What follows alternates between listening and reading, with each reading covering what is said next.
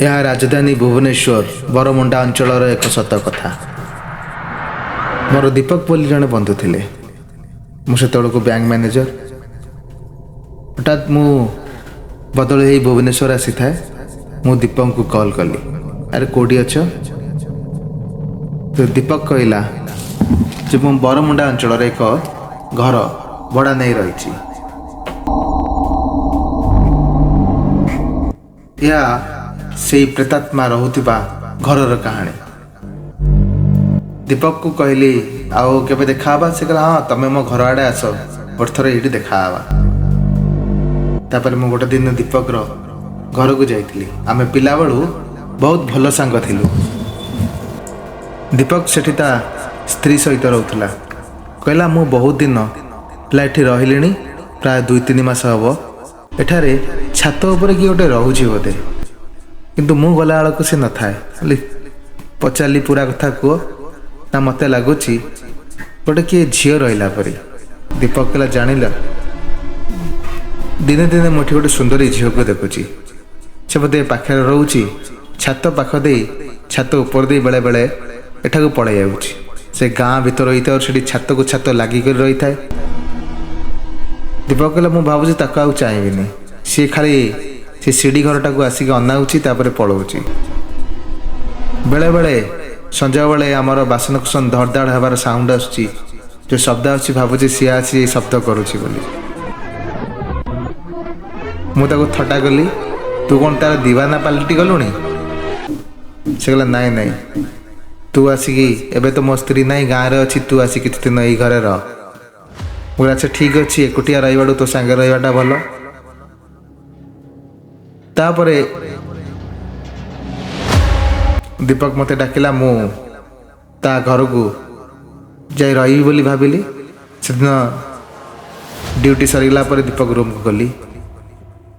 2 महला कोठा, तल फ्लोर से रोथाए, ऊपर कई रोना। मालिक सेटा को ताला पकई रखी। बेले बेले सेटा को आसे, सांगे सांगे पलाए। संध्यारे अनैलु कहीं कहीं झील आसिले नहीं। दीपक कहला नीति संध्यारे आसला, आज तू आसु बोधे आसीनी। तापर राति 8टा होगला। से तो 1990 मसीहार कथा। प्राय क्या पाखे भी मोबाइल न था, समस्ते लैंडलाइन यूज करती। आम पाखे लैंडलाइन भी नाला। टीवी तो लोक गाँ भाँ देखुले।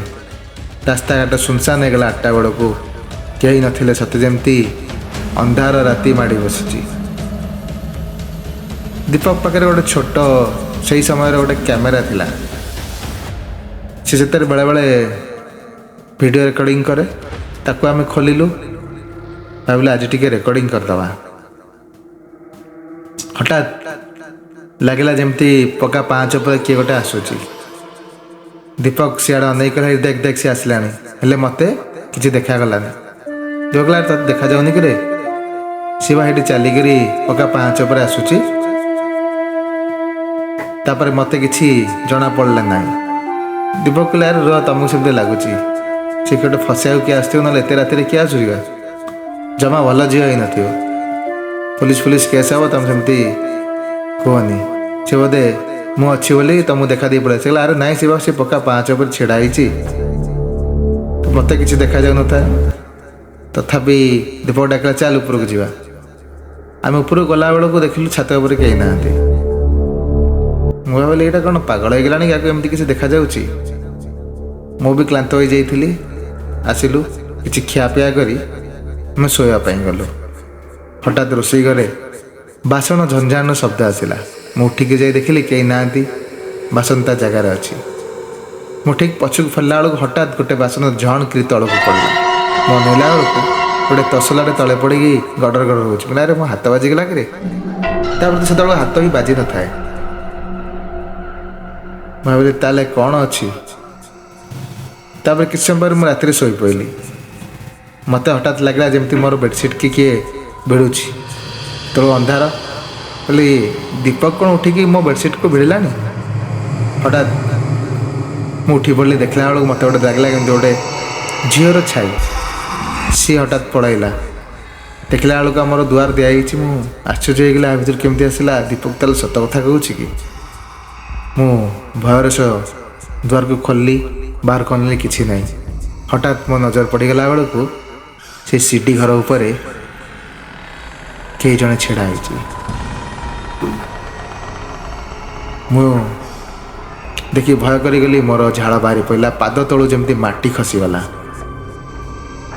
पर आम सका उठिलु टिके दूर रे चा दुकान थिला सेतेबेले बरमुंडा पाख बस फस जावा आसवा करती तेणु चा दुकान खोली सारी भोर भोर दीपक को उठे थरी थरी आम चा दुकान पाखक पलैलु सेठी एमती मु दीपक कहले अरे मु भी खुशी देखिली चा दुकान टी आम आड़ को अने हसिला कहला कौन देखिले दीपक ताको सब कथा कहला से कहला आज्ञा हाँ से घरटा को अनेक दिन है कि भड़ा नौनुले ये दीपक बाबू आसिक रहिले ता पूर्वर कहुए से घर मालिकर सान झीर प्रेतात्मा से घर रही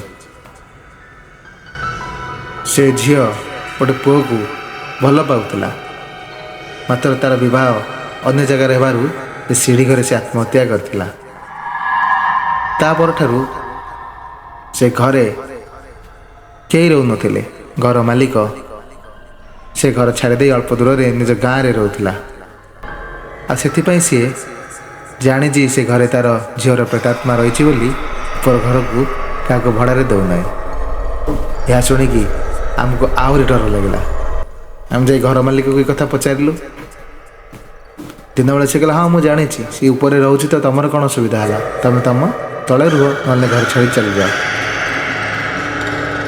एक कथा शुणी आमको अनेक कथा विश्वास अविश्वास लगुए से दिन दीपक घर खोजा आरंभ कर देला आ 3-4 दिन मध्य से घर छाड़ी देला हेले से रातिर दृश्य एबे भी मोर मन रही यह अनेक को गप परी लगुए किंतु आ भीतर रही अनेक सत्यता यहीपरि कहानी सत कथा जानापी आम चैनल को लाइक एवं सब्सक्राइब करंतु।